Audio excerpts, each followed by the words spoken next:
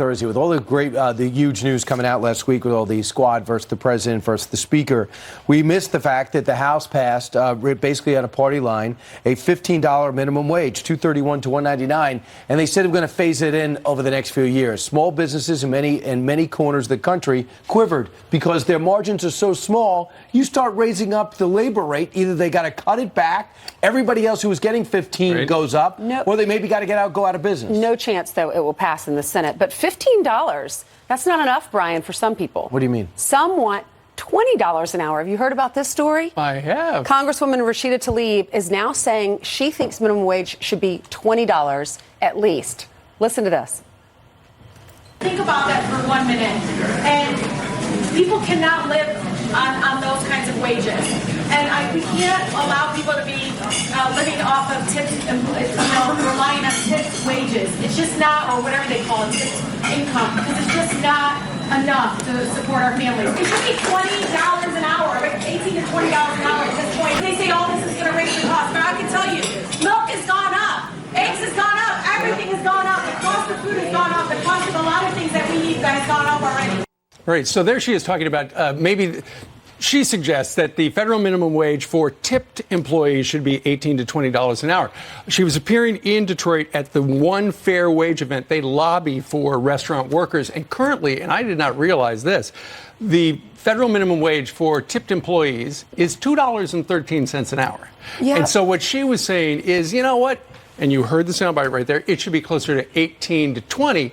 However, as we heard from Bernie Sanders in the last 48 hours or so, he's going to start paying his employees $15 an hour, but he's going to have to cut back their hours because they can't afford it.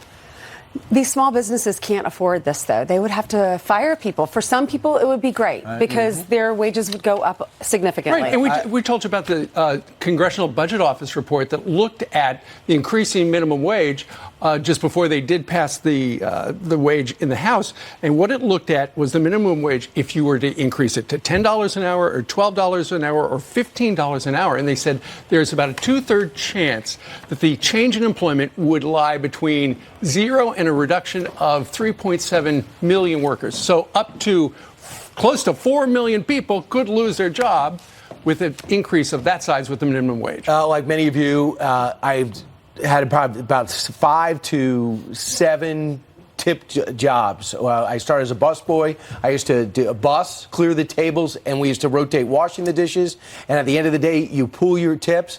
It's one of the best jobs you can have when you're breaking in. You don't even expect that check. It's almost a surprise when you get a $60 or $70 check at the end of the week because you work hard, you get great tips, and if you're good, guess what? Other restaurants want you. They will take you off of your better jobs. And if your one job doesn't pay enough, guess what you do? You get another job. That's what you do in your 20s. Having 2 jobs, part-time jobs while going to school is something people have done since the turn of the last century. And now all of a sudden people want to make that job something you can make a career out of while destroying small businesses. And those owners work about 60 hours a week. And now you're telling them their labor force has got to make more maybe than they do? Well, and a minimum wage job is not meant to be a career. Of course. It's meant to help you get your start. We were all in high school. We were in college when we had these when I was waiting tables. Yeah. Unless you're at a very fine restaurant, most of those people at the fine restaurants, that is their career. Right. But they make tons of money. If you're working at a McDonald's or a